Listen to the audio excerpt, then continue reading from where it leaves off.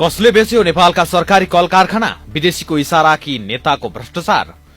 कुनै समय थियो जब नेपालको बजारमा भ्रिकुटी कागजले पानाहरू भरिन्थे, बाँसबारीका जुत्ताले मानिसका पाइला चल्थे र हेटौडा कपडाले नेपालीको आङ ढाकिन्थ्यो। तर आज यी सबै केवल इतिहासका पानामा सीमित भएका छन्। यो कुनै काल्पनिक कथा होइन। आजभन्दा केही दशक अघिसम्म नेपाल आफैमा आत्मनिर्भरताको बाटोमा लम्किरहेको थियो। देशमा दर्जनौं ठूला र गौरवशाली सरकारी उद्योगहरू थिए जसले हजारौं नेपालीलाई स्वदेशमै रोजगारी दिएका थिए। तर आज ती उद्योगहरू खण्डहरमा परिणत भएका छन्। मेसिनहरूमा खिया लागेको छ र जग्गाहरू कि त भूमाफियाको कब्जामा छन् कि त झाडीले ढाकिएका छन्। आखिर कहाँ चुक्यो नेपाल? कसरी नेपालका ठूला सरकारी कल कारखानाहरू रातारात बन्द भए? के ती उद्योगहरू आफै घाटामा गएर बन्द भएका थिए वा कसैले योजनाबद्ध रूपमा बन्द गराएको थियो? निजीकरणको नाममा कसले गर्यो देशको अर्थतन्त्रमाथि यति ठूलो खेलवाड र यसले आज तपाई हाम्रो जीवन र देशको अर्थतन्त्रमा कस्तो भयानक असर गरिरहेको छ? आजको यस भिडियोमा हामी विभिन्न तथ्याङ्क र ऐतिहासिक घटनाक्रमलाई आधार मानेर नेपालका सरकारी उद्योगहरूको उदय र पतनको नाली बेली खेलाउनेछौं। नेपालमा उद्योगहरूको इतिहास हेर्ने हो भने विक्रम सम्वत 1993 मा स्थापित विराटनगर जुट मिल्सबाट यसको औपचारिक सुरुवात भएको मानिन्छ। तर नेपालमा औद्योगिकरणको वास्तविक लहर विक्रम सम्वत 2015 देखि 2040 को दशकमा आयो। त्यसबेला शीत युद्धको समय थियो। रूस, तत्कालीन सोभियत संघ र चीन जस्ता कम्युनिस्ट राष्ट्रहरूले नेपाललाई आफ्नो प्रभावमा राख्न ठूलठूला उद्योगहरू उपहार स्वरूप बनाइदिएका थिए। रूसको सहयोगमा जनकपुर चुरोट कारखाना, वीरगञ्ज चिनी कारखाना, कृषि औजार कारखाना र पनौती जलविद्युत आयोजना जस्ता महत्वपूर्ण संरचना बने। चीनको सहयोगमा बाँसबारी छाला जुत्ता कारखाना, हेटौडा सुती कपडा उद्योग, भ्रिकुटी कागज कारखाना, हरिसिद्धि इट्टा टायल कारखाना र ट्रली बस सञ्चालनमा आए।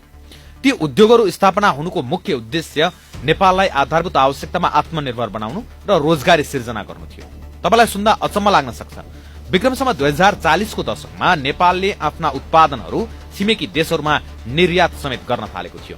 ती उद्योगहरू नाफामै चलिरहेका थिए। हजारौं किसान र मजदुरहरूको चुलो बलिरहेको थियो। नेपालको अर्थतन्त्रमा औद्योगिक क्षेत्रको योगदान करिब 10% को हाराहारीमा पुगिसकेको थियो। तर यो सुनौलो योग धेरै समय टिक्न सकेन। 2046 सालको राजनीतिक परिवर्तनसँगै नेपालको औद्योगिक आकाशमा कालो बादल मडारिन थाल्यो। 2046 सालमा प्रजातन्त्रको पुनर्बहाली भयो। देशमा नयाँ राजनीतिक प्रणाली आयो। तर विडम्बना, देशको राजनीतिक स्वतन्त्रतासँगै देशका उद्योगहरूको विनाशको अध्याय पनि शुरू भयो। यी कल कारखानाहरू बन्द हुनुको पछाडि कुनै एउटा मात्र कारण थिएन। यो त एउटा सिस्टमेटिक फेलियर थियो। 2048 सालपछि बनेको सरकारले विश्व बैंक र अन्तर्राष्ट्रिय मुद्रा कोषको दबाव र सल्लाहमा उदार अर्थतन्त्र र निजीकरणको नीति अपनायो। 2050 सालमा निजीकरण ऐन ल्याइयो। राज्यले व्यापार गर्नु हुँदैन भन्दै धमाधम सरकारी उद्योगहरू कौडीको भावमा निजी क्षेत्रलाई बेच्न थालियो। भ्रिकुटी कागज कारखाना, हरिसिद्धि इटा, बाँसबारी जुत्ता कारखाना लगायतका नाफामा चलिरहेका वा सामान्य सुधार गर्दा चल्न सक्ने उद्योगहरूलाई सस्तोमा बेचियो। निजी क्षेत्रले ती उद्योग चलाउनुको साटो त्यसको बहुमूल्य जग्गा बेचेर प्लटिङ गर्न थाले। प्रजातन्त्र आएपछि सरकारी उद्योगहरू नेताहरूका कार्यकर्ता गर्ने भर्ती केन्द्र बने। उद्योगको महाप्रबन्धक अर्थात जीएम पदमा विषय विज्ञ भन्दा पनि पार्टीका झोले र नजिकका मान्छे नियुक्त हुन थाले। आवश्यक भन्दा दोब्बर तेब्बर कर्मचारी भर्ना गरियो जसको भार उद्योगको ढुकुटीले धान्न सकेन। हरेक राजनीतिक दलले उद्योगभित्र आफ्ना छुट्टा छुट्टै मजदुर संगठन अर्थात ट्रेड युनियन खोले। ससाना माग राखेर हप्तौंसम्म हडताल गर्ने, व्यवस्थापकलाई कुटपिट गर्ने र कामै नगरी तलब खाने प्रवृत्ति मौलायो। काम गर्ने कालु, मकै खाने भालु भने जस्तो अवस्था सिर्जना भयो। विदेशी बजारबाट सामान आयात गर्दा नेता, मन्त्री र प्रशासकहरूलाई मोटो कमिसन आउँथ्यो। स्वदेशमै सामान भन्दा उनीहरूको खल्ती भरिदैन थियो। त्यसैले जान विदेशी सामानको आयात कर घटाइयो र स्वदेशी उद्योगलाई डुबाइयो। आउनुहोस् केही प्रतिनिधि उदाहरण हेरौं जसले नेपालका उद्योगहरू कसरी बर्बाद पारिए भन्ने स्पष्ट पार्छन्। बाँसबारी छाला जुत्ता कारखाना यो कुनै समय नेपालको गौरव थियो, तर यसलाई घाटामा गएको देखाएर निजीकरण गरियो। सीआईबी को अनुसन्धानले देखाएको छ कि बाँसबारी जुत्ता कारखानाको 10 रुपैयाँ जग्गा कसरी देशकै प्रतिष्ठित व्यापारिक घरानाले कौडीको भावमा हडप्यो। उद्योग चलाउने नाममा जग्गा हत्याउने यो खेल नेपालको निजीकरणको सबैभन्दा कालो धब्बा हो। गोरखकाली रबर उद्योग गोर्खामा रहेको यो उद्योगले उत्पादन गर्ने टायर यति बलियो हुन्थ्यो कि विदेशी टायर भन्दा यसको माग धेरै थियो।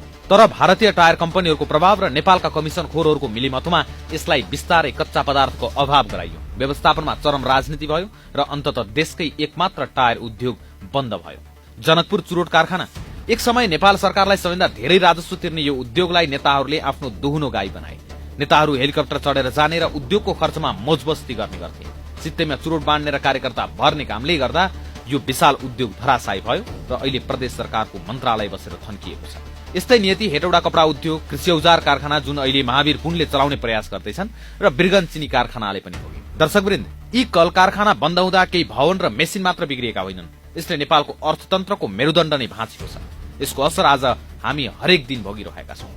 हिजो चिनी, जुत्ता, कागज र कपडा निर्यात गर्ने नेपाल आज यी सबै कुराका लागि भारत र तेस्रो मुलुकको भर पर्छ।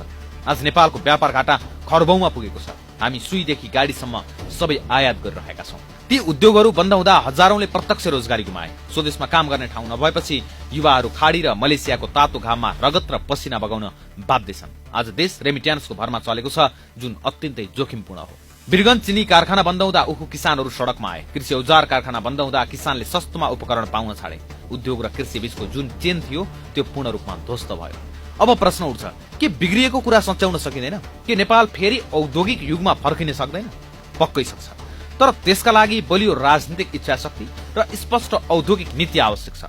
अहिले महावीर पुन र राष्ट्रिय आविष्कार केन्द्रले बन्द गरेको बिरगञ्जको कृषि औजार कारखानालाई पुनर्जीवित गर्ने जुन प्रयास गरिरहेका छन् त्यो राज्यका लागि एउटा ठूलो झापड र गतिलो पाठ हो। राज्यले अब पुरानै मोडलमा सरकारी कर्मचारी पालेर उद्योग चलाउन सम्भव नहोला, तर पब्लिक प्राइभेट पार्टनरशिप पीपीपी मोडलमा गएर स्वदेशी कच्चा पदार्थमा आधारित उद्योगहरूलाई सहुलियत दिएर फेरि औद्योगिकरणको लहर ल्याउनै पर्छ। जबसम्म देशमा उत्पादन हुँदैन तबसम्म देशको अर्थतन्त्र रेमिट्यान्सको भेन्टिलेटरबाट बाहिर निस्किन सक्दैन। नेताहरूको भाषणले मात्र देश बन्दैन, देश बन्न कारखानाका चिम्नीहरूबाट धुवाँ पुत्पुत्याउनु पर्छ। दर्शकवृन्द, नेपालका सरकारी उद्योगहरू बन्द हुनुमा तपाई कसलाई दोषी मान्नुहुन्छ? विदेशीको दबाव, नेताहरूको अदूरदर्शिता कि ट्रेड युनियनको अराजकता? कृपया आफ्नो विचार तलको कमेन्ट बक्समा लेख्न नभुल्नुहोला।